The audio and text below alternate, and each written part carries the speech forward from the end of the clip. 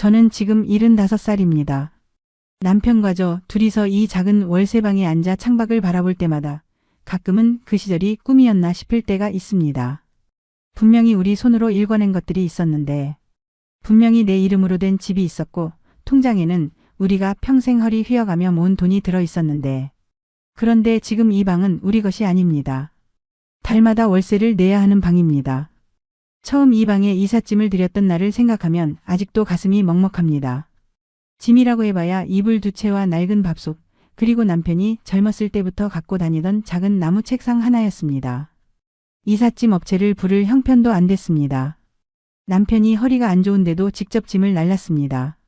저는 그 옆에서 박스를 들고 따라다니면서 한 번도 눈물을 보이지 않으려고 이를 악물었습니다.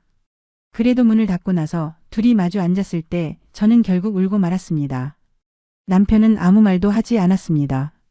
그냥 제 손을 잡았습니다. 투박하고 거칠어진 손이었습니다. 평생 일만 한 손이었습니다. 그 손을 잡고 저도 아무 말을 못했습니다. 할 말이 없었던 게 아니라 말을 꺼내는 순간 더 무너질 것 같아서 그랬습니다. 우리가 8억을 줬습니다. 한꺼번에 준 게 아니라 조금씩 자식들이 힘들다 할 때마다, 안타깝다 할 때마다 그렇게 쥐어줬습니다. 집을 팔았고 저금을 깼고 남편이 퇴직할 때 받은 퇴직금도 거기 들어갔습니다. 마지막에는 남편 이름으로 들어놓은 작은 보험까지 해약해서 보탰습니다. 그렇게 조금씩 우리 수중에 있던 것들이 다 빠져나갔습니다. 그리고 우리는 지금 아무것도 없습니다. 이 말을 입 밖에 내는 게 이렇게 힘들 줄 몰랐습니다. 아무것도 없다는 말은 그냥 돈이 없다는 뜻이 아닙니다. 우리가 평생 지켜온 자존심, 노후에는 자식한테 손 벌리지 않겠다는 다짐, 이 나이에도 우리 힘으로 살겠다는 마음, 그 모든 것들이 함께 없어졌다는 뜻입니다. 돈이 없어지면 그냥 돈만 없어지는 게 아니었습니다. 거기에 기대어 있던 자존심도 계획도 꿈도 다 같이 사라졌습니다. 오늘 이 이야기를 꺼내기까지 참 오래 걸렸습니다. 창피해서 억울해서, 그리고 솔직히 말하면 아직도 그 애들이 미운 게 아니라서. 그게 더 슬픕니다. 미웠으면 차라리 편했을지도 모릅니다. 미워야 멀어지고 멀어져야 잊히는데 저는 그게 잘 안 됩니다.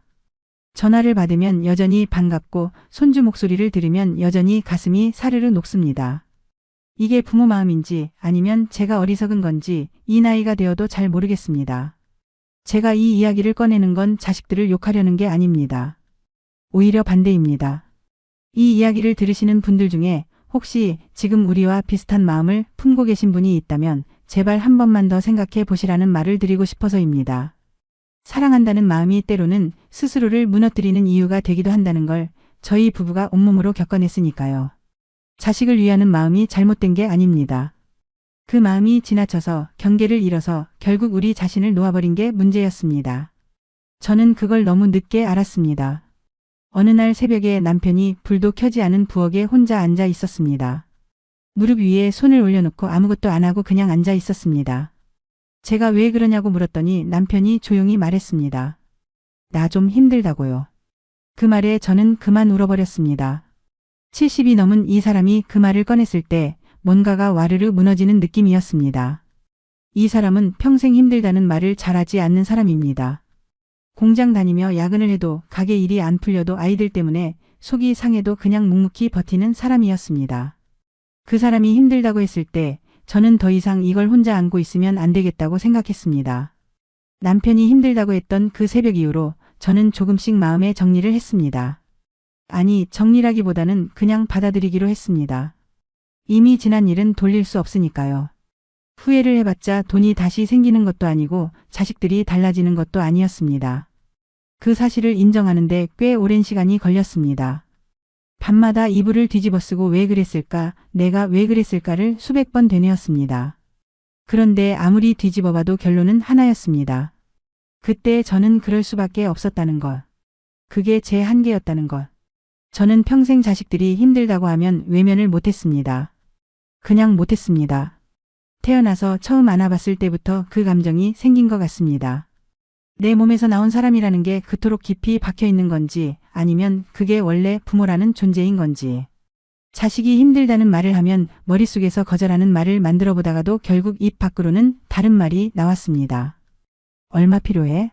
이 한마디가 제 의지와 상관없이 나왔습니다. 그게 죄는 아니라고 생각합니다. 하지만 그 결과가 이렇게까지 될 줄은 몰랐습니다.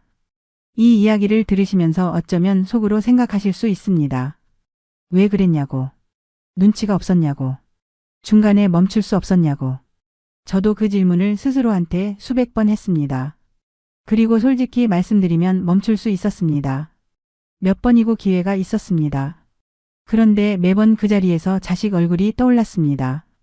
어릴 때 모습이 제 손을 잡고 따라다니던 그 아이가 떠올랐습니다. 그래서 결국 못 멈췄습니다. 사실 이 이야기를 처음 꺼낸 건 동네 복지관에서 만난 한 선생님 앞에서였습니다. 복지관에서 어르신들 상담을 해주시는 분인데 제가 무슨 말을 하는 것도 아닌데 그분 앞에 앉으니 그냥 눈물이 났습니다. 선생님이 왜 우시냐고 물었고 저는 한참 울다가 겨우 이렇게 말했습니다. 제 노후가 없어진 것 같다고요. 선생님은 아무 말 없이 그냥 제 손을 잡아줬습니다. 그 순간이 지금도 생각납니다. 누군가 내 말을 듣고 내 편이 되어준다는 느낌, 그게 그때 얼마나 컸는지 모릅니다. 그 선생님이 나중에 이런 말씀을 하셨습니다. 어르신, 이 이야기를 혼자 사귀지 마시고 밖으로 꺼내세요. 같은 처지에 계신 분들이 생각보다 많으세요. 그 말이 계속 마음에 걸렸습니다. 그래서 오늘 이렇게 용기를 냈습니다. 오늘 이 이야기를 끝까지 들어주신다면 그것만으로도 저는 감사합니다. 우리 부부가 결혼한 건 1974년 봄이었습니다. 그때 남편은 26, 저는 23이었습니다. 결혼식은 동네 예식장에서 간단하게 치렀습니다. 하객이 많지도 않았고 드레스도 빌린 것이었습니다. 그래도 저는 그날이 제 인생에서 가장 설레던 날이었다고 기억합니다.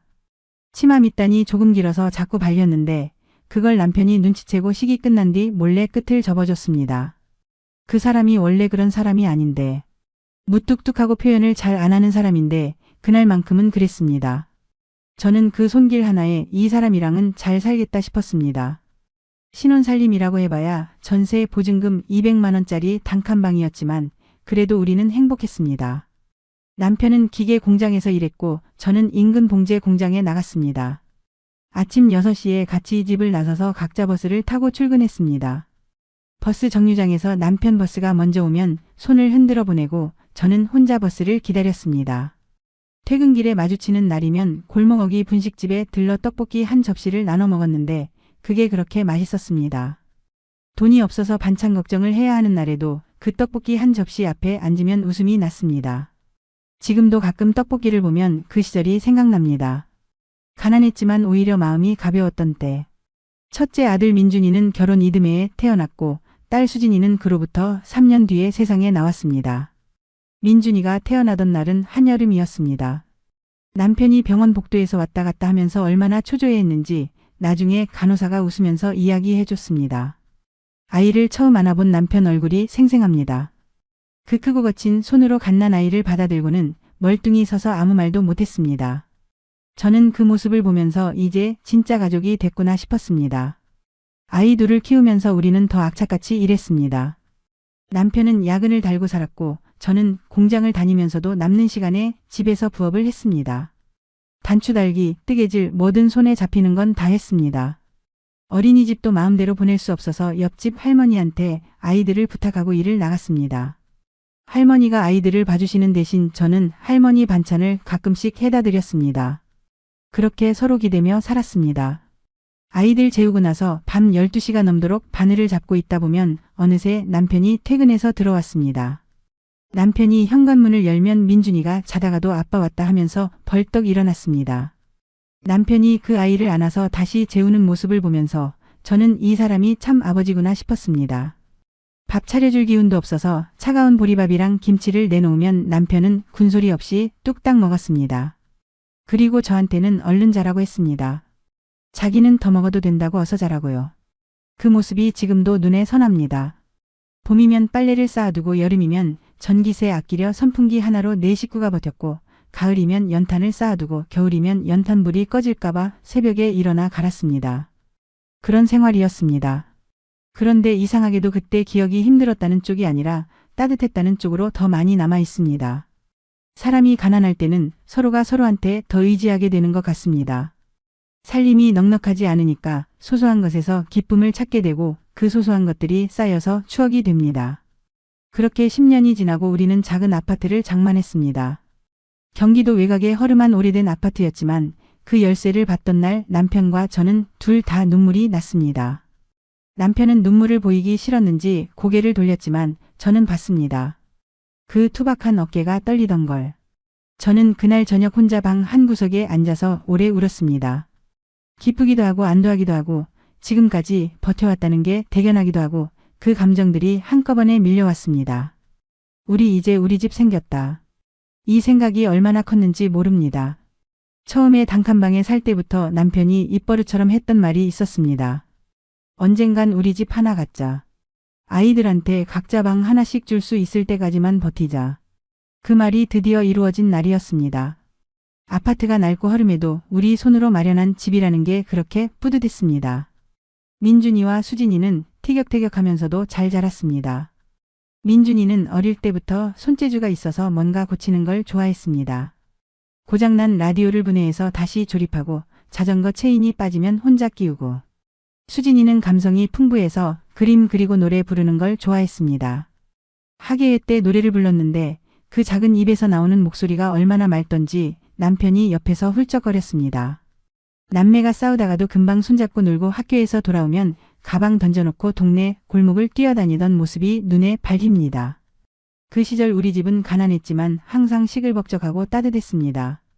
민준이는 고등학교를 졸업하고 바로 취직을 했고 수진이는 전문대를 나와서 회사에 들어갔습니다. 아이들이 자기 밥벌이를 시작하던 날 저는 하늘에 감사했습니다. 어릴 때 형편이 어려웠는데도 탈이 없이 커줘서 그것만으로도 저는 충분했습니다. 남편은 민준이가 첫 월급 타던 날 술 한잔 하자고 했는데 막상 앉아서는 별말을 안 했습니다. 그냥 잔을 기울이면서 잘 컸다는 말 한마디만 했습니다. 그 한마디에 20년이 담겨 있는 것 같았습니다.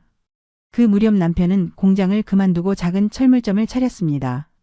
처음엔 고생도 많이 했지만 동네에서 성실하다는 소문이 나면서 차츰 손님이 늘었습니다. 저도 가게 일을 도왔습니다. 우리 부부는 늘 같이 일하고 같이 먹고 같이 집에 들어왔습니다. 아침에 문 열고 저녁에 문 닫고 그 단순한 일과가 우리한테는 참 좋았습니다. 손님이 뜸한 오후에는 남편이 라디오를 틀어놓고 저는 마당을 쓸었습니다. 가끔 남편이 뒤에서 어깨를 툭 치고 커피 한잔 하자고 했습니다. 그 커피가 값싼 인스턴트여도 그렇게 달았습니다. 그 시절이 사실 제 인생에서 가장 단단하고 충만했던 때였습니다. 그 즈음에는 철물점 단골 손님들도 생겼습니다. 매주 오는 어르신도 있었고 우리 집 가게가 동네에서 제일 싸고 정직하다며 멀리서 찾아오는 분도 있었습니다. 남편은 손님들 이름을 다 외웠습니다. 어디 사시는지, 무슨 일을 하시는지, 가끔 개인 사정도 들어가면서 서로 안면을 텄습니다. 저는 남편이 그럴 때 참 좋았습니다. 돈을 잘 버는 것보다 사람들 사이에서 믿음을 받는 게 더 소중하다고 생각했기 때문입니다. 그게 이 사람의 타고난 성품이었습니다. 수진이가 결혼하던 날은 봄비가 내렸습니다. 식장에 들어가기 전에 수진이가 제 손을 꼭 잡았습니다. 떨린다고 엄마나 잘할 수 있겠냐고 물었습니다. 저는 잘할 수 있다고 했습니다.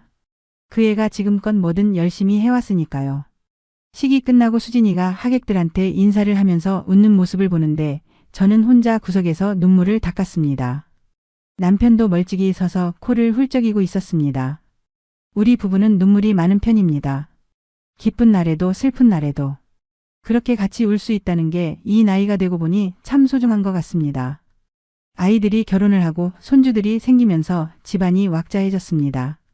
명절이면 다들 모여서 좁은 거실에 끼어 앉아 밥을 먹었고 남편은 손주들 무릎에 앉혀놓고 옛날 이야기를 해줬습니다. 저는 그 모습을 보면서 속으로 생각했습니다. 우리 참 잘 살았구나. 가난했지만 잘 살았구나. 남편도 그때는 얼굴이 환했습니다. 손주를 무릎에 앉혀놓고 한껏 웃는 얼굴이 지금 이 사람과 같은 사람이 맞나 싶을 정도로 달랐습니다.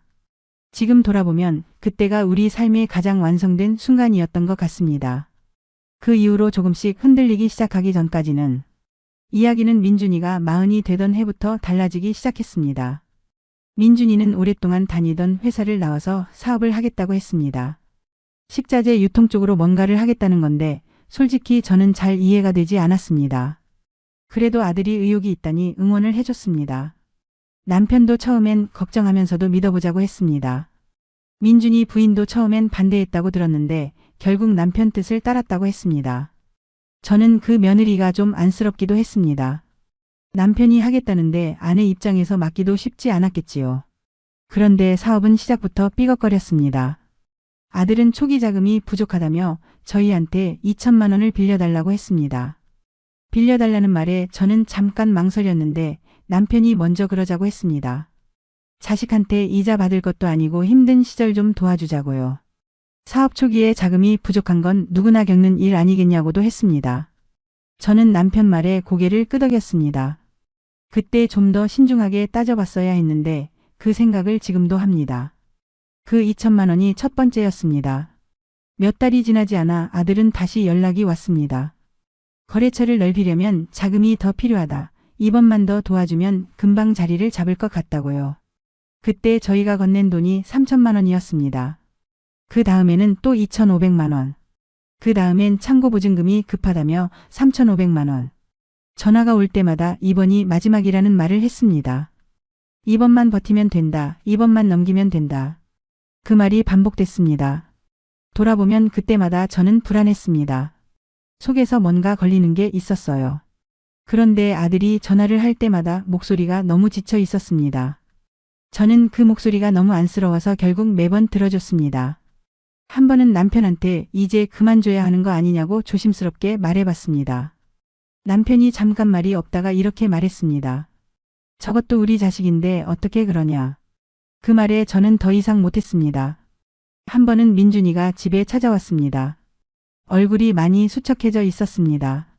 살도 빠지고 눈밑이 거무스름했습니다. 저는 밥이나 먹고 가라고 했습니다. 밥을 먹으면서 민준이가 별 말을 안 했습니다. 그냥 조용히 먹었습니다. 제가 어떻게 돼가냐고 물었더니 잘 될 것 같다고 이제 거의 다 왔다고 했습니다. 저는 그 말을 믿고 싶었습니다. 이 아이가 거짓말을 하겠나 싶어서. 그런데 그 눈빛에서 뭔가 불안한 게 보였습니다. 저는 민준이를 배웅하면서 속이 많이 불편했습니다. 딸 수진이도 거의 비슷한 시기에 힘들다는 연락이 왔습니다. 남편이 하던 사업이 잘 안 된다고, 전세 자금이 모자란다고, 아이 학원비가 감당이 안 된다고요. 수진이는 오빠보다 덜 부담스러운 말투로 요청을 했습니다. 직접 얼마 달라는 말보다는 그냥 힘들다는 말을 먼저 했습니다. 그러면 제가 먼저 얼마 필요하냐고 물어보게 되는 시기였습니다. 돌아보면 수진이가 오빠보다 오히려 더 영리하게 접근했습니다. 저를 더 잘 알고 있었던 것 같습니다. 엄마는 먼저 물어본다는 걸. 그래서인지 저는 수진이한테는 거절을 한 번도 해본 적이 없습니다. 크고 작게 수백에서 수천까지 그렇게 조금씩 보태다 보니 어느 순간 그쪽에도 제법 큰 돈이 나가 있었습니다. 수진이한테 얼마를 줬는지 정확히 기억이 나지 않는 것도 문제였습니다. 한 번에 큰 돈을 준 적도 있지만 몇십만 원씩 자주 준 것들이 쌓이다 보니 정확한 총액이 얼마인지 저도 몰랐습니다. 나중에 어림잡아 계산해보니 수진이한테만도 억 단위가 나갔습니다. 그때까지만 해도 저희 통장에는 아직 여유가 있었습니다. 그래서 별로 겁이 나지 않았는지도 모릅니다. 설마 우리가 어렵겠어, 그 정도까지야 가겠어 하는 마음이었습니다. 철물점도 그럭저럭 돌아가고 있었고 아직 우리가 일할 수 있으니까 괜찮겠지 싶었습니다. 통장 잔고를 확인할 때마다 줄어드는 숫자가 보였지만 그래도 아직 충분하다고 스스로를 안심시켰습니다. 지금 생각하면 그 마음이 바로 함정이었습니다. 아직 여유가 있다는 생각이 경계심을 무너뜨렸습니다. 잔고가 넉넉할 때는 조금 나가도 괜찮다는 착각을 합니다. 그런데 그 조금이 계속 반복되면 어느 순간 넉넉했던 잔고가 바닥이 나 있습니다. 저는 그 어느 순간이 언제인지 눈치채지 못했습니다. 아니, 눈치채고 싶지 않았는지도 모릅니다. 알면 멈춰야 하니까. 멈추면 자식이 힘들어지니까. 그래서 모른 척 했는지도 모릅니다. 어릴 때 저는 부모한테서 그런 말을 들은 적이 없습니다. 내 것 챙겨라, 노후는 스스로 준비해라, 그런 말을요. 그 시절엔 그런 개념 자체가 없었습니다. 다 같이 가난했고 다 같이 버텼고 나이 들면 자식이 알아서 돌본다는 게 당연한 세상이었습니다. 저는 그 세상의 논리 속에서 자랐고 그 논리가 옳다고 믿었습니다. 그러니 자식들한테 뭔가를 줄 때 망설임이 없었습니다. 당연히 줘야 한다고 생각했으니까요. 그게 부모라고 생각했으니까요. 그런데 세상은 바뀌었습니다. 자식들은 자기 살기 바쁜 세상이 됐습니다. 그게 자식들 잘못이 아닙니다. 세상이 그렇게 됐습니다. 물가는 오르고 집값은 오르고 아이들 키우는데 돈이 쏟아집니다. 그 자식들이 부모를 돌볼 여유가 없는 건 마음이 없어서가 아니라 형편이 안 되어서인 경우가 더 많습니다. 저는 그걸 너무 늦게 이해했습니다. 자식들을 원망하는 게 아닙니다. 세상이 바뀐 걸 몰랐던 저를 좀 더 일찍 깨우쳐줬어야 했다는 생각이 드는 겁니다. 남편이 처음 가게를 차리던 날이 생각납니다. 그때 남편이 얼마나 설레어했는지. 직접 자기 가게가 생겼다는 게 그렇게 좋았나 봅니다. 간판을 달던 날 남편이 저한테 어때 하고 물었습니다. 저는 좋아 보인다고 했습니다. 사실이었습니다. 그 간판 아래 서 있는 남편이 제 눈에는 참 좋아 보였습니다. 그 가게가 우리 노후의 버팀목이 되어줄 줄 알았습니다. 그런데 그 가게마저 닫고 난 뒤의 공허함은 말로 표현하기 어렵습니다. 오전에 남편이 무심코 가게 쪽 방향으로 몸을 돌리다가 멈추는 걸 본 적이 있습니다. 이미 없어진 가게를 향해 몸이 반응한 겁니다. 그 모습이 참 오래 마음에 남았습니다. 수진이가 마지막으로 왔을 때 두고 간 게 하나 있습니다. 작은 봉투였는데 나중에 열어보니 현금이 들어 있었습니다. 많지 않은 돈이었습니다. 저는 그 돈을 한참 들여다봤습니다.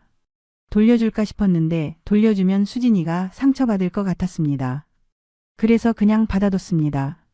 그 돈으로 그달 약값을 냈습니다. 약을 사면서 저는 그 돈이 수진이한테서 왔다는 걸 생각했습니다. 우리가 수진이한테 줬던 것들의 아주 작은 일부가 이렇게 돌아왔구나 싶었습니다. 그 생각이 슬프지도 않고 기쁘지도 않았습니다. 그냥 그랬습니다.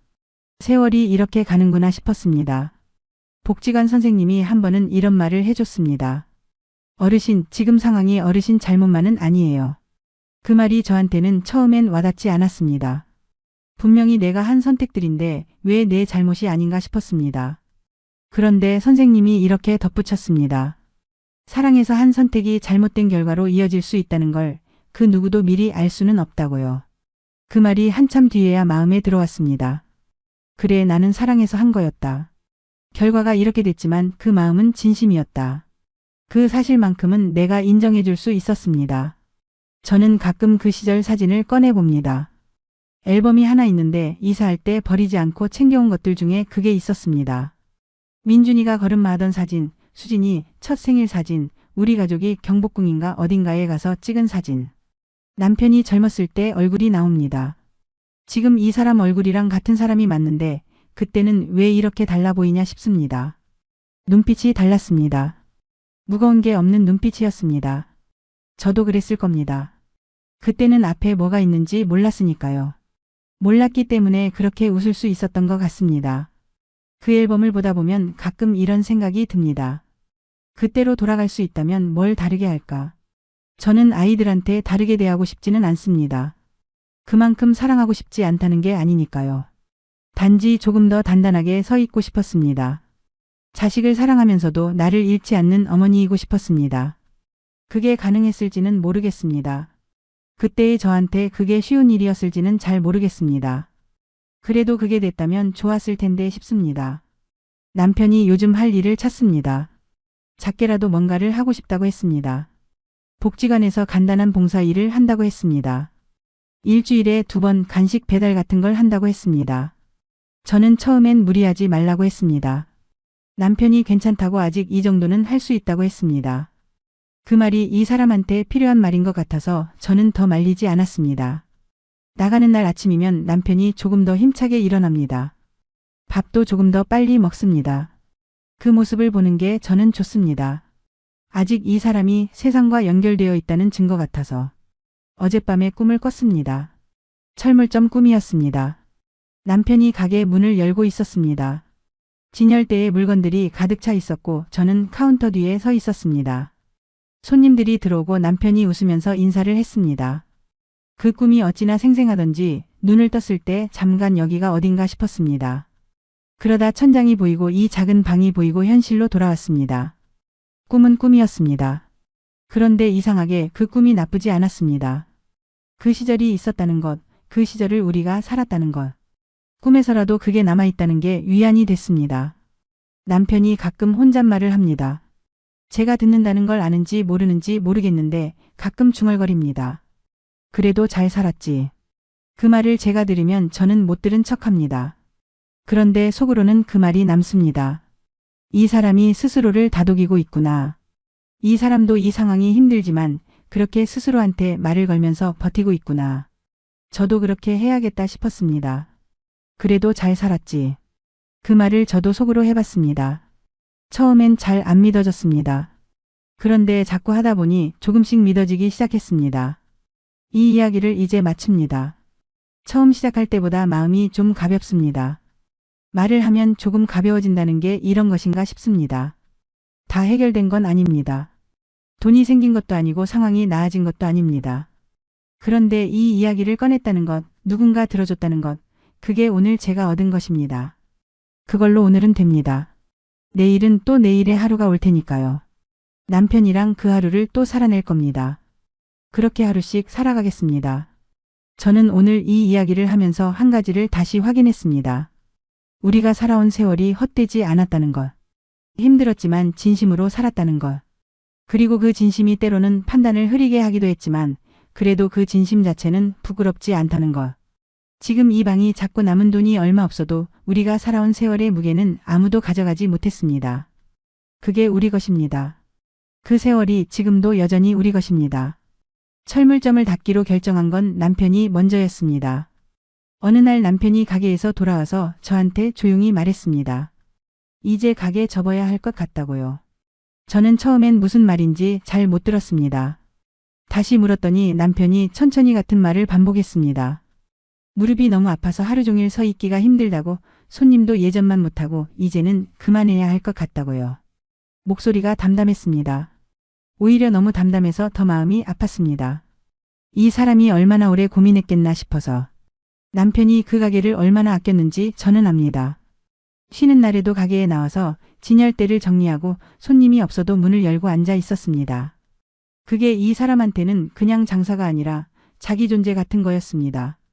일하는 사람이라는 자부심, 아직 쓸모있는 사람이라는 느낌, 그런 것들이 그 가게에 담겨 있었습니다. 가게 문을 열면 옆집 분식집 아주머니가 인사를 해줬고 단골 어르신이 들러서 날씨 얘기를 했습니다. 그 작은 일상들이 남편한테는 삶의 무게를 지탱해주는 것들이었을 겁니다. 그걸 접어야 한다는 결정이 얼마나 쉽지 않았을지. 저는 아무 말도 하지 않고 그냥 남편 옆에 앉아 있었습니다. 가게를 정리하는데 한 달이 걸렸습니다. 남아있는 물건들을 처분하고 단골 손님들한테 인사를 드리고 선반이며 진열되며 하나씩 빼내는 동안 남편은 거의 말이 없었습니다. 저도 옆에서 거들면서 말을 붙이지 않았습니다. 말을 하면 오히려 이 사람한테 짐이 될 것 같았습니다. 마지막 날 가게 열쇠를 건물주한테 반납하고 돌아서는데 남편이 한 번 뒤를 돌아봤습니다. 아주 짧게 한 번만. 그리고 그냥 걸었습니다. 저는 그 등을 보면서 이 사람이 지금 얼마나 많은 것들을 내려놓고 있는가 싶었습니다. 가게를 정리하고 나서 수입이 없어지니까 그때서야 저희 통장 잔고가 눈에 들어오기 시작했습니다. 들어오는 돈은 없는데 나가는 돈은 계속 있었습니다. 생활비도 써야 하고 약값도 나왔습니다. 남편이 무릎 치료를 받아야 했고 저도 혈압약을 달고 살았습니다. 두 사람이 아프면서 살다 보니 의료비가 생각보다 많이 들었습니다. 그리고 그 사이에도 민준이한테서는 연락이 왔습니다. 이번엔 정말 마지막이라고, 이것만 해결되면 사업이 정상 궤도에 오를 것 같다고요. 저는 그때 통장 잔고가 얼마나 남았는지 알면서도 또 보내줬습니다. 그냥 못 끊겠었습니다. 그러던 어느 날 저는 통장을 들여다보다가 손이 떨렸습니다. 숫자가 제가 생각했던 것보다 훨씬 적었습니다. 그냥 줄어든 게 아니라 거의 바닥이었습니다. 눈을 비비고 다시 봤습니다. 착각인 줄 알았습니다. 그런데 아니었습니다. 그게 정말이었습니다. 저는 한참 통장을 들고 부엌 식탁 앞에 앉아 있었습니다. 움직일 수가 없었습니다. 머릿속이 하얘지는 것 같았습니다. 저는 그날 저녁 남편한테 통장을 보여줬습니다. 남편이 한동안 아무 말이 없었습니다. 통장을 보는 눈이 흔들렸습니다. 그리고 나지막하게 말했습니다. 이게 다야? 네, 이게 다였습니다. 우리가 평생 모은 것, 집을 판 돈, 퇴직금, 보험해약금, 거기다 저금까지. 그게 다 거기 있었고 이제 그게 거의 다 없어진 것이었습니다. 저는 남편한테 뭔가를 설명해야 할 것 같았는데 아무 말도 나오지 않았습니다. 그냥 통장을 내밀고 앉아 있었습니다. 남편도 그냥 앉아 있었습니다. 둘이서 한참 그렇게 있었습니다. 그날 밤 저는 잠을 못 잤습니다. 천장을 바라보면서 어쩌다 이렇게 됐을까, 어디서부터 잘못된 건가를 생각했습니다. 처음으로 돈을 줬을 때를 떠올려 봤습니다. 그때 왜 줬을까? 그때 안 줬으면 어땠을까? 두 번째, 세 번째를 줬을 때는 어땠을까? 중간에 멈출 수 있는 지점들이 분명히 있었는데, 그런데 그 질문들에 대한 대답이 결국 하나로 모였습니다. 그때마다 저는 어쩔 수 없었다는 것. 그때의 저한테는 그게 최선이었다는 것. 그 답이 저를 더 서럽게 했습니다. 잘못을 인정하면 차라리 화라도 낼 텐데 어쩔 수 없었다는 말은 화를 낼 대상이 없는 말이었습니다. 그때부터 저는 현실을 직면하기 시작했습니다. 집을 팔아야 했습니다. 이 나이에 이 몸으로 살던 집을 팔고 월세방으로 가야 했습니다. 남편한테 이 말을 꺼내기가 참 힘들었습니다. 며칠을 혼자 생각하다가 어느 저녁에 조심스럽게 말을 꺼냈습니다. 집을 내놓아야 할 것 같다고요. 남편이 잠깐 저를 봤습니다.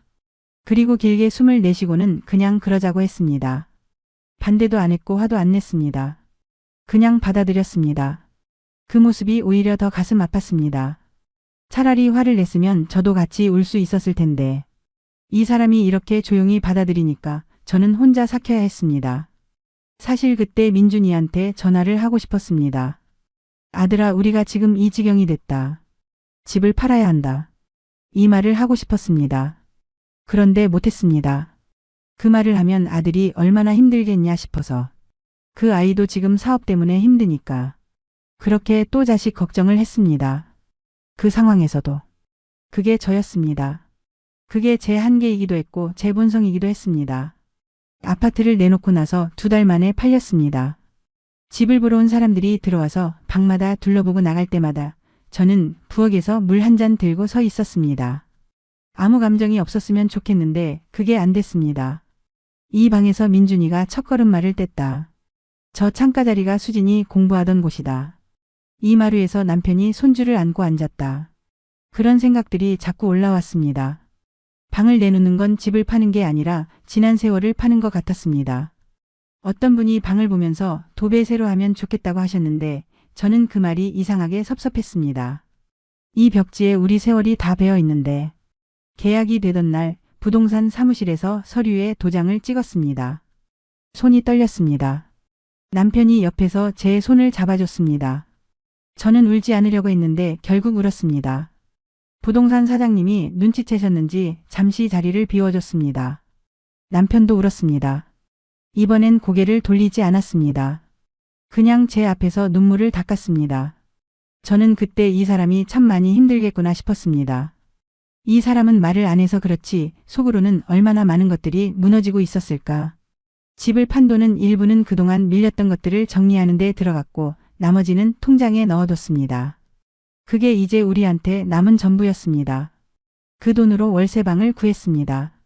지금 우리가 사는 이 방입니다. 작은 방 하나와 부엌이 딸린 방입니다. 남편이 뭘 두려고 움직이면 제가 옆으로 비켜야 하는 좁은 공간입니다. 처음 이 방에 왔을 때 남편이 방을 한 바퀴 둘러보더니 아무 말도 안 했습니다. 저도 아무 말도 안 했습니다. 그냥 짐을 풀었습니다. 이사를 온 첫날 밤 저는 잠을 잘 수가 없었습니다. 낯선 천장, 낯선 소리, 낯선 냄새. 옆집 텔레비전 소리가 벽을 타고 들어왔습니다. 남편도 잠을 못 자는 것 같았습니다. 서로 아무 말도 안 했지만 둘 다 누워서 눈을 뜨고 있다는 걸 알았습니다. 새벽 2시쯤 됐을 때 제가 먼저 일어나서 부엌에 가서 물을 한 잔 마셨습니다.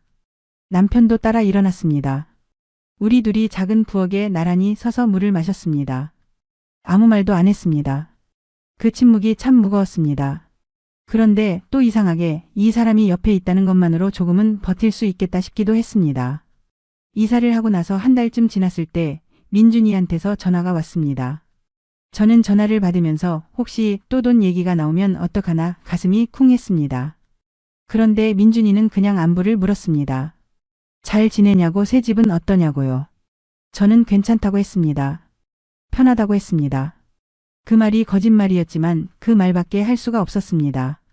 자식한테 엄마 아빠가 이 처지가 됐다는 말을 할 수는 없었습니다. 그건 자식을 무너뜨리는 일 같았습니다. 그래서 저는 오늘도 괜찮다고 했습니다. 그런데 전화를 끊고 나서 한참을 멍하니 앉아 있었습니다. 민준이가 안부를 물어봐서 좋았습니다. 그런데 그게 또 속상하기도 했습니다. 이 아이가 우리 처지를 알고 있을까? 우리가 어떤 상황인지 짐작이라도 할까? 아니면 그냥 부모니까 연락하는 걸까? 그런 생각이 들었습니다. 모르는 게 더 나은 건지 아는 게 더 나은 건지 지금도 잘 모르겠습니다. 수진이는 이사 소식을 듣고 한번 왔습니다. 방을 둘러보면서 말이 없었습니다. 뭔가 말을 하려다 멈추고 또 멈추고 그냥 밥이나 먹자며 편의점에서 뭔가 사왔습니다. 우리 셋이 이 좁은 방에 앉아서 편의점 밥을 먹었습니다. 수진이가 먹다가 갑자기 손을 내려놓더니 고개를 숙였습니다. 그리고 조용히 말했습니다. 미안해요, 엄마. 저는 뭐가 미안하냐고 물었습니다. 수진이가 제 얼굴을 보지 않고 대답했습니다. 그냥요. 그냥 미안해요. 그 말이 참 오래 마음에 남았습니다. 수진이가 어디까지 알고 있는 건지는 모르겠습니다. 하지만 그 미안하다는 말, 그게 진심인 것 같았습니다. 저는 괜찮다고 했습니다. 엄마 아빠는 괜찮다고 둘이 있으니 괜찮다고요. 수진이가 고개를 들지 못했습니다.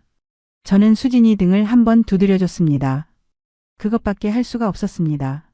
수진이가 돌아가고 나서 남편이 말했습니다. 수진이 많이 힘들어 보이더라고요.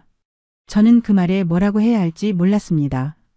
우리도 힘들고 수진이도 힘들고 왜 다들 이렇게 힘들어야 하나 싶어서 이사하고 얼마 지나지 않아서 동사무소에서 연락이 왔습니다. 기초생활 관련 지원을 받을 수 있는지 상담을 받아보라고요. 저는 그 전화를 받고 한참 멍했습니다. 기초생활수급자. 그 말이 저한테 해당되는 말이 됐구나 싶었습니다. 남편한테 얘기했더니 남편도 한동안 말이 없었습니다. 그리고 가보자고 했습니다. 자존심 세울 때가 아니라고요. 그 말이 이 사람한테서 나왔다는 게 저는 놀라웠습니다. 평생 남한테 신세 안 진다고 버텨온 사람이었는데 그 사람이 자존심 세울 때가 아니라고 했을 때 저는 이 사람도 많이 무너졌구나 싶었습니다. 상담을 받으러 가는 날 우리 둘이 버스를 탔습니다. 버스 안에서 남편이 창밖을 바라봤습니다. 저도 창밖을 봤습니다. 이 길을 수십 년 동안 다녔는데 이렇게 다른 마음으로 탄 건 처음이었습니다. 상담을 마치고 나오면서 남편이 말했습니다. 이거 받는 게 창피한 건 아니라고. 우리가 세금 낸 거 돌려받는 거라고요. 저는 그 말이 남편이 스스로를 설득하는 말이기도 하고 저를 위한 말이기도 하다는 걸 알았습니다. 저는 그래 했습니다. 그러면 됐습니다. 그 즈음에 옆방 사는 할머니랑 안면을 텄습니다. 우리보다 나이가 더 드신 분인데 혼자 사시는 분이었습니다. 복도에서 마주칠 때마다 인사를 하다 보니 가끔 문 앞에서 얘기를 나누게 됐습니다. 그분이 하루는 저한테 이런 말을 했습니다. 나는 자식이 없어서 외롭지만 자식 있는 사람들이 꼭 더 행복한 건 아닌 것 같더라고요. 저는 그 말에 뭐라고 해야 할지 몰랐습니다. 그냥 웃었습니다. 그런데 그 말이 며칠 동안 머릿속에 맴돌았습니다. 자식이 있다고 다 행복한 게 아니라는 말. 그게 맞는 말인 것 같기도 하고 그래도 나는 그 애들이 있어서 다행이다 싶기도 하고 답이 없는 생각이었습니다. 남편이 회복되면서 조금씩 표정이 돌아왔습니다. 무릎이 덜 아프니까 움직임도 좀 나아졌습니다. 어느 날 남편이 베란다에 작은 화분을 하나 가져다 놓겠다고 했습니다. 시장에서 싼 거 하나 사겠다고요. 저는 그러라고 했습니다. 남편이 1,000원짜리 선인장 하나를 사다가 베란다에 뒀습니다. 그 선인장이 요즘은 작은 꽃봉오리를 맺었습니다. 남편이 아침마다 그걸 한 번씩 봅니다. 저도 봅니다. 그 작은 선인장이 이 방에서 제일 생생한 것입니다. 그걸 보면 이상하게 기운이 납니다. 1,000원짜리 화분이 우리한테 이런 걸 준다는 게 웃기기도 하고 신기하기도 합니다. 지금 이 방에서 제가 좋아하는 시간이 있습니다. 저녁 먹고 설거지를 끝낸 다음 남편이랑 차 한 잔씩 들고 앉아 있는 시간입니다. 텔레비전도 끄고 그냥 앉아 있습니다. 남편은 별말을 안 하고 저도 별말을 안 합니다. 그냥 차 한 잔씩 들고 앉아 있는 시간입니다. 예전에는 그런 시간이 심심하거나 어색했을 텐데 이제는 그게 좋습니다. 이 사람 옆에 있는 것만으로도 충분하다는 느낌이 드는 시간입니다. 50년을 넘게 같이 살았더니 말이 없어도 마음이 통하는 것 같습니다. 그게 참 신기합니다. 그리고 감사합니다. 이 이야기를 하면서 저는 한 가지를 새로 알았습니다. 이 이야기를 말로 꺼낼 수 있다는 것. 그게 생각보다 제 안에 많이 정리되어 있었다는 것. 정리가 안 됐으면 말을 못했을 겁니다. 아직 날 것으로 남아있으면 말을 꺼낼 수 없습니다. 그게 어느 정도 자리를 잡았기 때문에 이렇게 말할 수 있는 것 같습니다. 그러니까 저는 지금 조금씩 나아지고 있는 것 같습니다. 다 나아진 게 아니라 조금씩. 그 조금씩이 중요합니다. 한꺼번에 다 나아지는 건 없으니까요. 삶도 상처도 나이 드는 것도 다 조금씩입니다. 복지관 선생님이 어느 날 이런 말을 해줬습니다. 어르신처럼 이렇게 다 말할 수 있는 분이 많지 않다고요. 대부분은 마음속에 다 담아두고 아무 말도 못한다고요. 그 말이 저한테는 작은 위안이 됐습니다. 내가 그래도 이만큼은 꺼낼 수 있구나. 이 나이에 이 상황에 그래도 이만큼은 말할 수 있구나 싶었습니다. 그게 제가 지금 가진 것 중 하나입니다. 말할 수 있다는 것. 남편이 옆에 있다는 것. 오늘 아침이 왔다는 것. 그것들이 지금 제가 가진 것들입니다. 어젯밤에 꿈을 꿨습니다. 철물점 꿈이었습니다. 남편이 가게 문을 열고 있었습니다. 진열대에 물건들이 가득 차 있었고 저는 카운터 뒤에 서 있었습니다. 손님들이 들어오고 남편이 웃으면서 인사를 했습니다. 그 꿈이 어찌나 생생하던지 눈을 떴을 때 잠깐 여기가 어딘가 싶었습니다. 그러다 천장이 보이고 이 작은 방이 보이고 현실로 돌아왔습니다. 꿈은 꿈이었습니다. 그런데 이상하게 그 꿈이 나쁘지 않았습니다. 그 시절이 있었다는 것, 그 시절을 우리가 살았다는 것. 꿈에서라도 그게 남아있다는 게 위안이 됐습니다. 남편이 가끔 혼잣말을 합니다. 제가 듣는다는 걸 아는지 모르는지 모르겠는데 가끔 중얼거립니다. 그래도 잘 살았지. 그 말을 제가 들으면 저는 못 들은 척합니다. 그런데 속으로는 그 말이 남습니다. 이 사람이 스스로를 다독이고 있구나. 이 사람도 이 상황이 힘들지만 그렇게 스스로한테 말을 걸면서 버티고 있구나. 저도 그렇게 해야겠다 싶었습니다. 그래도 잘 살았지. 그 말을 저도 속으로 해봤습니다. 처음엔 잘 안 믿어졌습니다. 그런데 자꾸 하다 보니 조금씩 믿어지기 시작했습니다. 이 이야기를 이제 마칩니다. 처음 시작할 때보다 마음이 좀 가볍습니다. 말을 하면 조금 가벼워진다는 게 이런 것인가 싶습니다. 다 해결된 건 아닙니다. 돈이 생긴 것도 아니고 상황이 나아진 것도 아닙니다. 그런데 이 이야기를 꺼냈다는 것, 누군가 들어줬다는 것, 그게 오늘 제가 얻은 것입니다. 그걸로 오늘은 됩니다. 내일은 또 내일의 하루가 올 테니까요. 남편이랑 그 하루를 또 살아낼 겁니다. 그렇게 하루씩 살아가겠습니다. 이 이야기를 처음 꺼내기로 결심했을 때 저는 밤새 뒤척였습니다. 말해도 되는 건가? 자식들 흉을 보는 건 아닌가? 우리 집안 속 이야기를 이렇게 꺼내도 되는 건가? 여러 생각이 들었습니다. 그런데 복지관 선생님 말이 맞았습니다. 혼자 사귀면 안 된다고. 이 이야기가 저만의 이야기가 아니라는 걸 이야기를 마치고 나니 더 잘 알겠습니다. 비슷한 처지에 있는 분들이 분명히 계실 겁니다. 그분들이 이 이야기를 들으면서 조금이라도 덜 외로웠으면 합니다. 나만 이런 게 아니구나, 이런 경우가 있구나 하고 느끼셨으면 합니다. 그리고 지금 아직 여유가 있는 분들은 부디 노후 자금만큼은 지키시길 바랍니다. 그 돈이 자식 사랑보다 중요한 게 아닙니다. 그 돈이 있어야 나중에 자식한테 짐이 안 됩니다. 그 돈이 있어야 아플 때 치료를 받을 수 있습니다. 그게 결국은 자식을 위하는 일이기도 합니다. 저는 그걸 너무 늦게 알았습니다. 여러분은 저보다 일찍 아시길 바랍니다. 노인연금 신청을 하러 주민센터에 간 날이 생각납니다. 그날 아침 남편이 같이 가겠다고 했습니다. 저는 혼자 가도 된다고 했는데 남편이 그냥 같이 가자고 했습니다. 버스를 타고 가면서 둘이 별 말을 안 했습니다. 주민센터 앞에서 내려 유리문을 열고 들어가니 대기 번호표를 뽑는 기계가 있었습니다. 저는 번호표를 뽑고 빈자리에 앉았습니다. 남편도 옆에 앉았습니다. 기다리는 동안 주변을 둘러보니 비슷한 또래 어르신들이 몇 분 더 계셨습니다. 다들 비슷한 서류 봉투를 들고 계셨습니다. 그 봉투들이 다 비슷한 사정을 담고 있겠구나 싶었습니다. 접수 창구에 앉아서 서류를 받았는데 재산 현황을 적는 칸이 있었습니다. 저는 한참을 그 칸 앞에서 멈췄습니다. 쓸 게 없었습니다. 부동산 없음. 금융자산 얼마. 그 얼마라는 숫자가 얼마나 초라해 보이던지. 평생 일해서 모은 게 이 칸에 이렇게 작게 들어가는구나 싶었습니다. 창구 직원이 어르신 괜찮으시냐고 물었습니다. 저는 네, 괜찮다고 하면서 펜을 잡았습니다. 손이 조금 떨렸습니다. 남편이 옆에서 제 손 위에 손을 살짝 얹었습니다. 저는 그 무게가 느껴지는 동안 펜을 움직였습니다. 연금 수령액이 결정되고 나서 저는 그걸 들고 집으로 왔습니다. 남편한테 보여줬더니 남편이 잠깐 들여다보고는 고개를 끄덕였습니다. 이걸로 한 달을 살아야 했습니다. 월세 내고 공과금 내고 밥 먹고 약 사고. 딱 맞거나 약간 모자랐습니다. 넉넉하다는 말을 할 수 없는 수준이었습니다.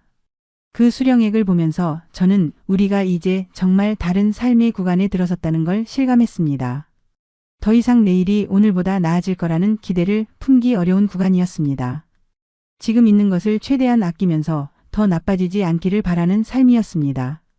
그때부터 저는 살림을 아주 꼼꼼하게 줄이기 시작했습니다. 시장에 가면 할인 시간대를 맞춰서 갔습니다. 오전 11시쯤 가면 덜 신선하지만 가격이 내려가는 것들이 있었습니다. 생선은 그때 사면 반값에 살 수 있었습니다. 저는 그 시간을 외워뒀습니다. 과일도 마찬가지였습니다. 상한 것들이 섞인 묶음이 나오는 시간대를 알면 그걸 사서 상한 부분만 잘라내고 먹었습니다. 예전에는 생각도 안 했을 일들이었습니다. 그런데 이제는 그게 자연스러웠습니다. 살아남으려면 그렇게 해야 했으니까요. 고기는 가끔씩만 샀고 생선도 자주 사지 못했습니다. 남편이 삼겹살을 좋아하는데 이제 그게 쉽지 않았습니다. 어느 날 남편이 저한테 삼겹살 먹고 싶다고 했을 때 저는 이번 주는 좀 어렵다고 했습니다. 남편이 아 그래 하면서 넘어갔습니다. 그 짧은 대화가 저한테는 한참 마음에 걸렸습니다. 이 사람이 고기 한 점 먹고 싶다는 말도 편하게 못하는 처지가 됐구나 싶어서. 그래서 며칠 뒤에 장을 보면서 삼겹살을 딱 2끼 먹을 양만 샀습니다. 집에 와서 구워줬더니 남편이 별말 없이 잘 먹었습니다. 다 먹고 나서 맛있었다고 했습니다. 그 한마디가 그렇게 고마우면서도 서러웠습니다. 고기 2끼에 이렇게 고마워해야 하는 상황이 아무리 생각해도 이게 맞는 건가 싶었습니다. 그러던 중에 남편이 무릎 수술을 받아야 한다는 얘기가 나왔습니다. 병원에서 이대로 두면 점점 나빠질 거라고 수술을 권했습니다. 수술비는 보험이 어느 정도 되지만 본인 부담금이 적지 않았습니다. 저는 병원에서 나오면서 머릿속으로 계산을 했습니다. 이 돈을 어떻게 마련해야 하나. 남아있는 돈에서 쓰면 그 다음 달 생활이 빠듯해지는데. 남편한테는 아무 말 안 했습니다. 그냥 알아볼게요 했습니다. 집에 와서 남편이 잠든 뒤에 저는 통장 정리를 했습니다. 수입과 지출을 계산해 봤습니다. 종이에 숫자를 쓰면서 이 숫자들이 눈앞에 나열될 때 저는 참 오랫동안 그 종이를 바라봤습니다. 무언가 해결책이 거기서 나올 것 같았는데 아무것도 나오지 않았습니다. 그냥 숫자들만 있었습니다. 차갑고 정직하고 움직이지 않는 숫자들만. 저는 그 종이를 접어서 서랍에 넣었습니다. 보고 있으면 더 답답해지니까. 그때 처음으로 자식들한테 도움을 요청해야 하나 하는 생각이 들었습니다. 그런데 그 생각이 들자마자 속이 뒤집어지는 것 같았습니다. 우리가 그 아이들한테 얼마를 줬는데 이제 우리가 손을 내밀어야 한다고? 그 생각이 너무 비참했습니다. 자존심이 상하는 게 아니라 이게 말이 되는 상황인가 싶어서 그랬습니다. 그리고 또 한편으로는 그 아이들도 지금 자기 사정이 있는데 거기다 우리 짐까지 얻는 게 맞냐 싶기도 했습니다. 어느 쪽으로 생각해도 전화를 할 수가 없었습니다. 결국 저는 자식들한테 연락하지 않았습니다. 남편 수술비는 남아있는 돈에서 충당했습니다. 수술은 잘 됐습니다. 남편이 회복되면서 조금씩 걸음이 나아졌습니다. 그게 다행이었습니다. 그런데 수술 끝나고 남편이 병원 침대에 누워서 저한테 말했습니다. 우리가 나중에 더 아프면 어떡하냐고요. 저는 대답을 못했습니다. 그 질문에 정직하게 대답할 수가 없었습니다. 뭔가를 해놔야 한다는 걸 알면서도 지금 당장 아무것도 할 수 없었기 때문입니다. 저는 그냥 남편 손을 잡았습니다. 그리고 괜찮을 거라고 했습니다. 그 말이 위로가 됐는지는 모르겠습니다. 저 스스로도 믿기지 않는 말이었으니까요. 그 이후로 저는 건강을 더 신경 쓰게 됐습니다. 아프면 안 된다는 생각이 강하게 들었습니다. 아프면 돈이 나가니까. 약을 제때 챙겨 먹고 무리하지 않으려고 하고 찬 것도 조심했습니다. 남편도 마찬가지였습니다. 예전에는 몸이 좀 안 좋아도 그냥 버티는 스타일이었는데 이제는 조금만 이상해도 병원을 가게 됐습니다. 늦게 가면 더 큰 돈이 든다는 걸 알기 때문입니다. 이것도 씁쓸했습니다. 건강을 챙기는 이유가 아껴야 하기 때문이라는 게. 요즘 저는 새벽에 자주 잠이 깹니다. 눈을 뜨면 천장이 보이고 그러면 또 생각이 시작됩니다. 이 생각을 안 하고 싶은데 잠이 덜 깼을 때는 막을 수가 없습니다. 아직 어둑한 방 안에서 남편 숨소리를 들으면서 저는 이런저런 걸 생각합니다. 앞으로 우리가 더 아프면 어떡하나. 저 사람이 쓰러지면 어떡하나. 내가 먼저 가면 저 사람은 혼자 어떻게 되나. 그런 생각들이 새벽 어둠 속에서 꼬리를 뭅니다. 예전에는 이런 생각 자체를 안 했습니다. 노후 걱정 없이 살 수 있을 거라 생각했으니까요. 돈이 있다는 게 그런 겁니다. 미래에 대한 불안을 줄여주는 것. 그게 없어지니까 새벽마다 이렇게 눈이 떠집니다. 예전에는 노후에 대한 두려움이 없었습니다. 돈이 있었으니까요. 통장에 숫자가 있다는 게 그게 얼마나 마음을 든든하게 했는지 잃고 나서야 알았습니다. 돈이 없어지니까 당장 내일이 불안해졌습니다. 갑자기 아파서 병원에 가야 하면 어떡하나. 비가 새거나 보일러가 고장나면 어떡하나. 냉장고가 고장나면 어떡하나. 그 작은 일들이 이제는 다 두려움으로 다가왔습니다. 예전에는 냉장고가 고장나도 그냥 새로 사면 됐습니다. 이제는 그 선택지가 없었습니다. 그냥 어떻게든 고쳐서 써야 했습니다. 그러면서 저는 자식들을 바라보는 눈이 달라졌다는 걸 느꼈습니다. 예전에는 그냥 내 자식이었는데 이제는 가끔씩 다른 눈으로 보게 되는 순간이 생겼습니다. 저 아이들은 잘 살고 있을까? 우리한테서 받아간 돈이 도움이 되긴 했을까? 그 돈이 그 아이들 삶에서 어떻게 됐을까? 묻고 싶은 것들이 생겼는데 물을 수가 없었습니다. 물었다가 대답을 못 들으면 더 힘들 것 같아서. 그래서 그냥 모른 척 지냈습니다. 모른 척하는 것도 하나의 선택이었습니다.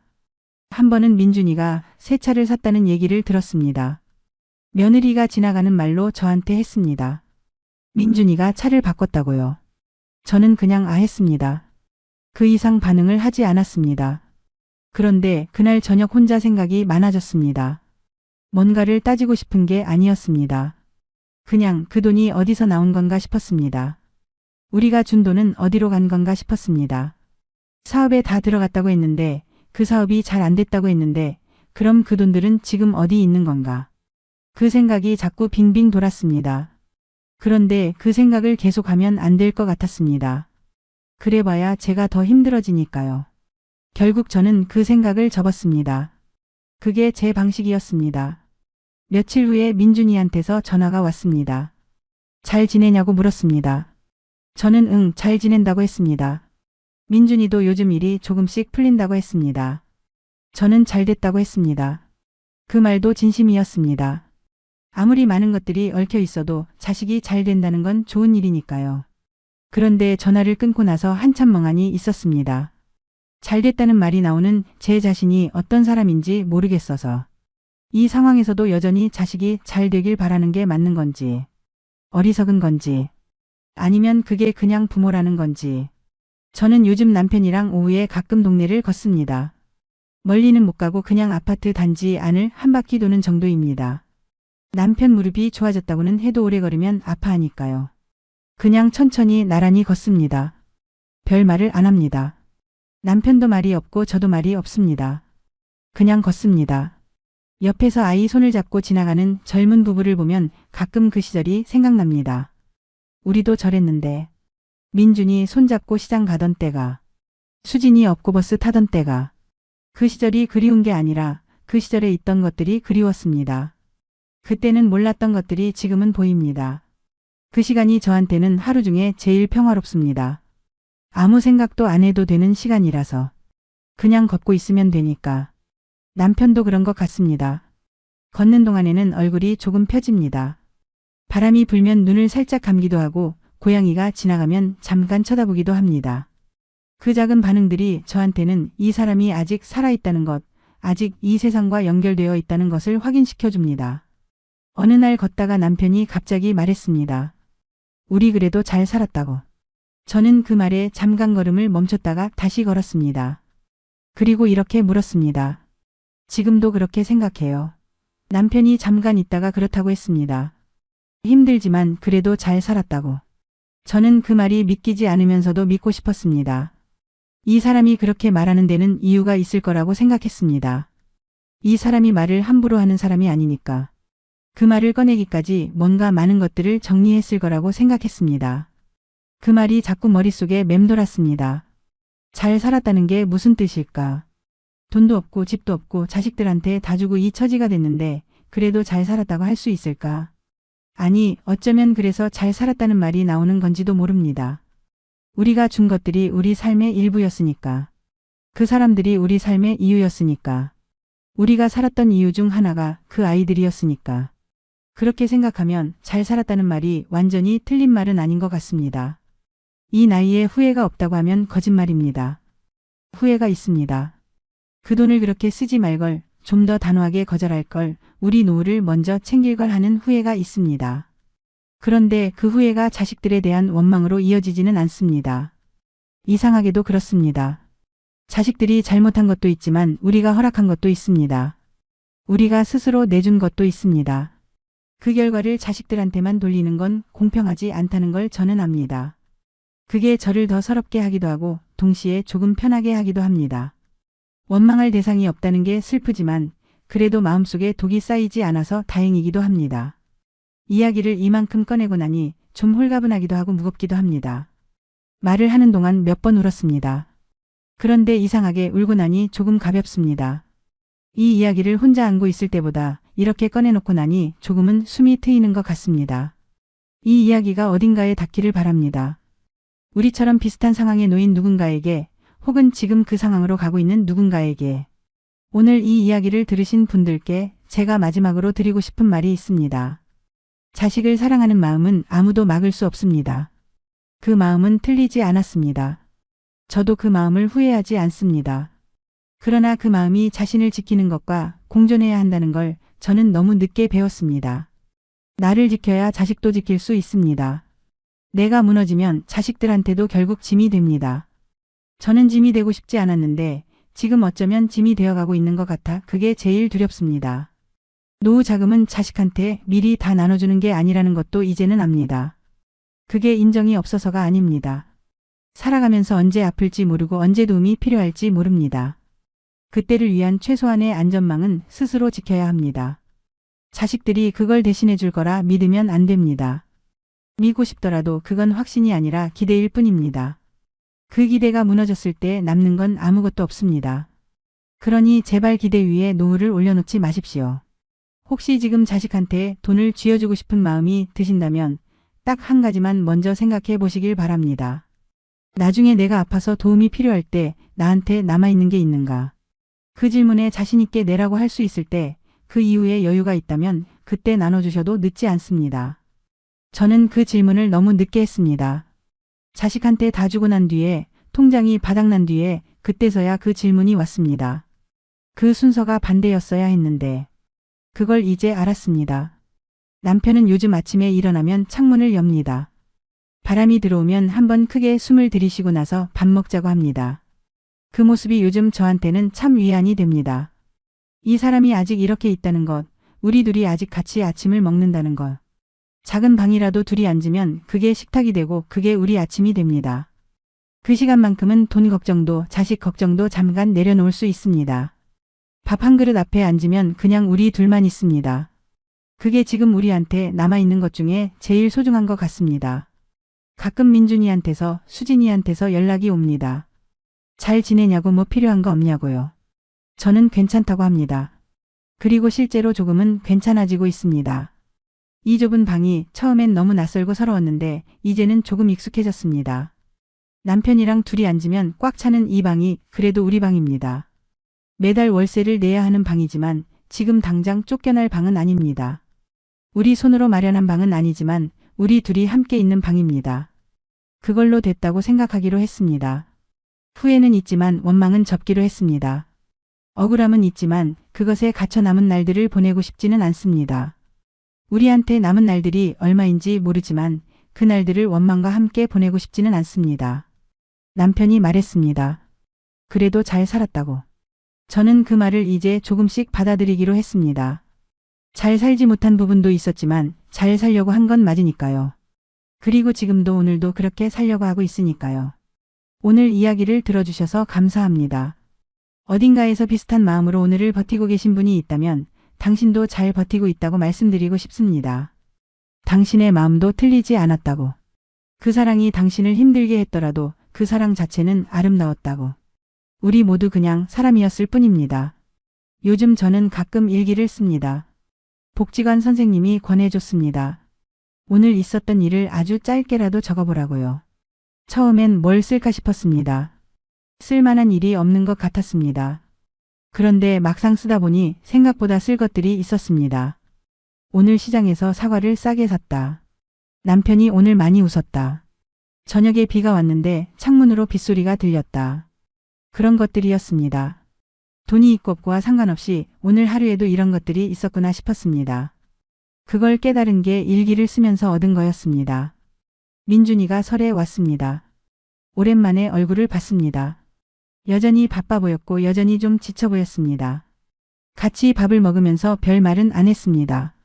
민준이가 밥을 먹다가 저한테 물었습니다. 엄마 요즘 어때? 저는 괜찮다고 했습니다. 민준이가 잠깐 저를 봤습니다. 정말로? 하고 물었습니다. 저는 응, 정말이야 했습니다. 그 말이 이번엔 거짓말이 아니었습니다. 완전히 괜찮은 건 아니지만 이제는 조금씩 괜찮아지고 있는 게 맞으니까요. 민준이가 고개를 끄덕였습니다. 그리고 밥을 먹었습니다. 우리 셋이 그렇게 밥을 먹었습니다. 그 시간이 나쁘지 않았습니다. 이 이야기를 시작할 때 저는 어디까지 말할 수 있을지 몰랐습니다. 말하다 보면 너무 힘들어서 멈출 것 같았습니다. 그런데 생각보다 끝까지 말할 수 있었습니다. 그게 좀 놀랍습니다. 어쩌면 이 이야기가 제 안에서 이미 많이 정리되어 있었던 것 같습니다. 아직 완전히 정리된 건 아니지만 이 정도면 말할 수 있을 만큼은 정리된 것 같습니다.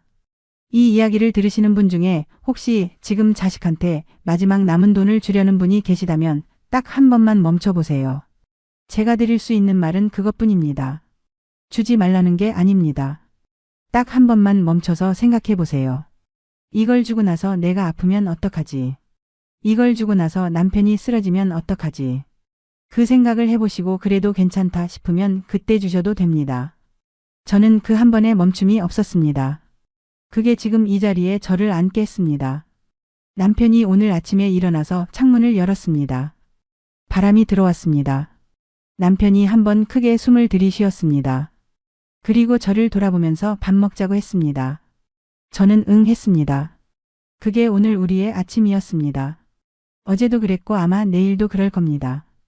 그 반복이 지금 우리 삶입니다. 화려하지 않고 넉넉하지 않지만 그래도 오늘도 아침이 왔고 우리 둘이 그 아침을 같이 맞았습니다.